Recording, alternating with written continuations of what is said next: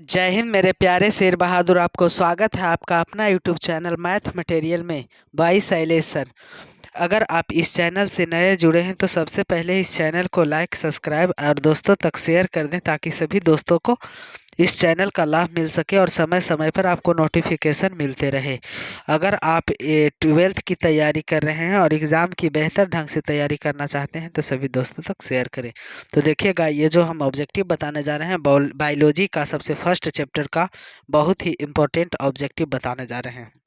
तो पहला ऑब्जेक्टिव है मेरे प्यारे शेर बहादुर कि कह रहा है कि आम के फल में खाने वाला भाग है। तो आपका आम के फल में जो खाने वाला भाग होता है वो होता है आपका बी नंबर मध्य फल भित्ति। क्या होता है? मध्य फल भित्ति।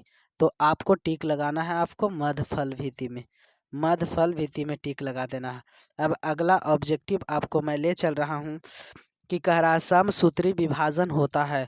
तो समसूत्री विभाजन जो होता है मेरे प्यारे शेर बहादुर, वो आपका होता है ऑप्शन नंबर ए जो है कायिक कोशिका में होता है। किस में होता है? कायिक कोशिका में, है ना। इस तरह से अब अगला ऑब्जेक्टिव मैं आपको ले चल रहा हूँ। तीसरा है बिना निषेचन के फल बनाने की प्रक्रिया को कहते हैं। तो बिना निषेचन के जो फल बनाने की प्रक्रिया है उसे हम लोग कहते हैं, यहाँ पर ऑप्शन बी सही होगा, उसे हम लोग पार्थेनोकार्पिक कहते हैं। क्या कहते हैं? पार्थेनोकार्पिक कहते हैं। अब अगला ऑब्जेक्टिव पर चलेंगे मेरे शेर बहादुर कि चौथा, इनमें से किसमें आंतरिक निषेचन नहीं होता है। तो इनमें से किसमें है जो कि आंतरिक निषेचन नहीं होता? तो वो आप जानते ही होंगे कि मेंढक में जो है आंतरिक निषेचन नहीं होता है, वो बाह्य निषेचन होता है। तो अगला ऑब्जेक्टिव पर मैं आपको ले चल रहा हूँ मेरे प्यारे शेर बहादुर। पांचवा, द्विखंडन एक प्रकार का है। क्या है जो देखेंगे? तो द्विखंडन जो है वो मेरा एक प्रकार का अलैंगिक जनन है। क्या है? एक प्रकार का अलैंगिक जनन है। तो अगला ऑब्जेक्टिव पर चलेंगे। अगला ऑब्जेक्टिव मेरा कह रहा है इनमें से कौन अंडज है। तो इनमें से जो अंडज है वो कौन है? तो अगला ऑब्जेक्टिव में आपका एकिडना, एकिडना जो है वो अलैंगिक यहाँ पर अंडज है। एकिडना जो है आपका अंडज है।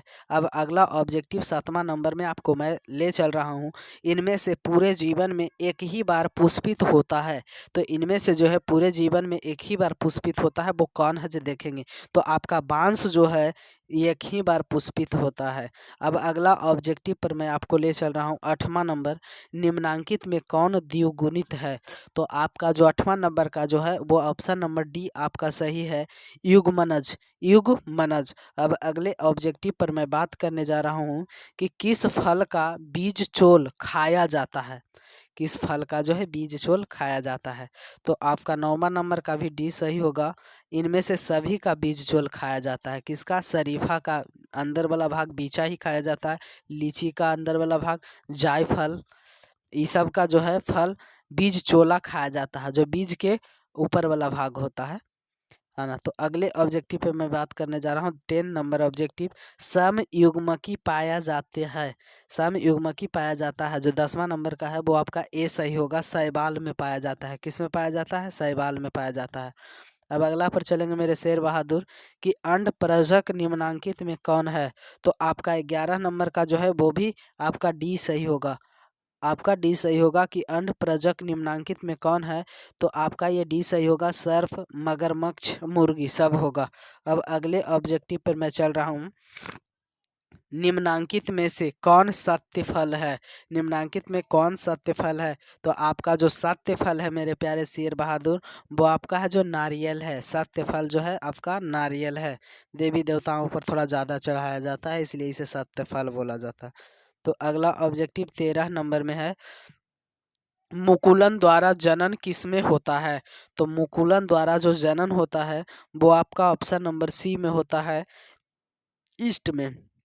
ईस्ट में मुकुलन द्वारा जनन होता है। अगला नंबर 14 नंबर की ऑब्जेक्टिव की मैं बात कर रहा हूँ कि निम्नांकित में कौन मिथ्या फल है।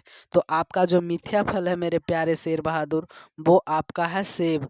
सेब जो है वो आपका मिथ्या फल है। अब अगले ऑब्जेक्टिव पर मैं चर्चा करूँगा 15 नंबर, इनमें द्विखंडन किसमें पाया जाता है? तो आपका द्विखंडन जो पाया जाता है वो आपका ऑप्शन नंबर सी अमीबा में पाया जाता है। किस में पाया जाता है? अमीबा में पाया जाता है। अब अगले ऑब्जेक्टिव पर मैं बात कर रहा हूँ।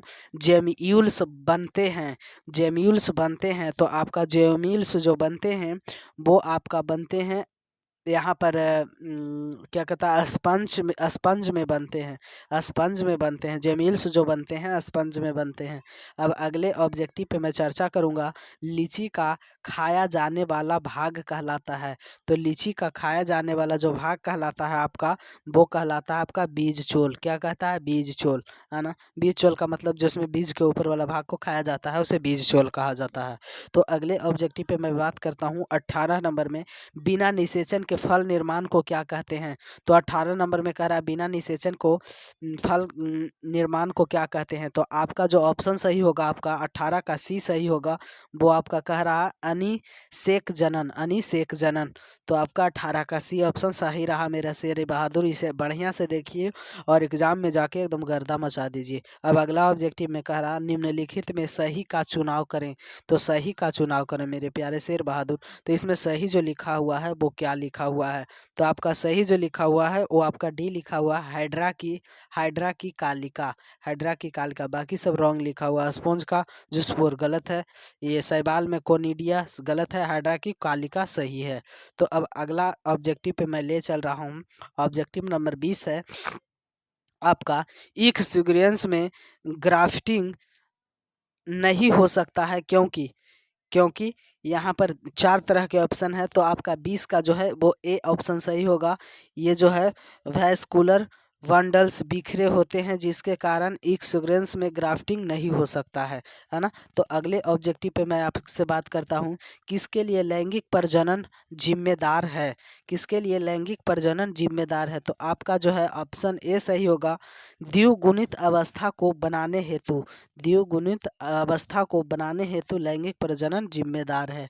तो अगला ऑब्जेक्टिव 22 नंबर में है, कह रहा है पुदीन मिंट कायिक प्रवर्धन करता है। जो है आपका ये पुदीन मिंट कायिक प्रवर्धन जो करता है वो ऑप्शन नंबर आपका सही रह गया ए।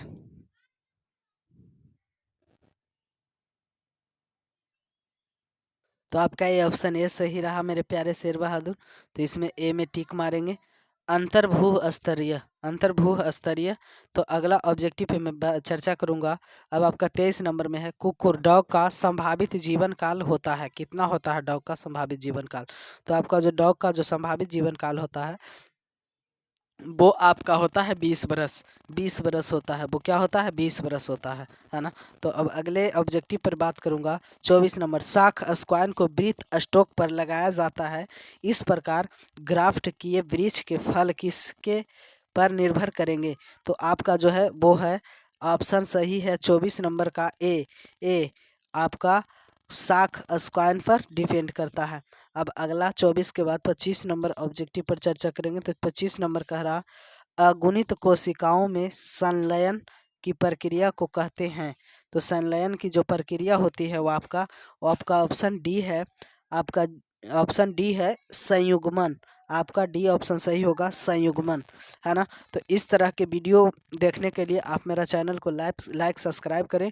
और उम्मीद करता हूं कि मेरे द्वारा जितने भी क्वेश्चन बताया जाता है वो सारा क्वेश्चन इंपॉर्टेंट होता है और इस क्वेश्चन को पढ़ के हमारे सारा स्टूडेंट अच्छा से अच्छा कर पाएँ, ये भगवान से मैं प्रार्थना करता हूँ। लेकिन एक चीज़ कहता हूँ कि आप लाइक सब्सक्राइब ज़रूर करें और अपने दोस्तों के बीच शेयर करके उन्हें भी लाइक सब्सक्राइब करने की उत्तामना दें।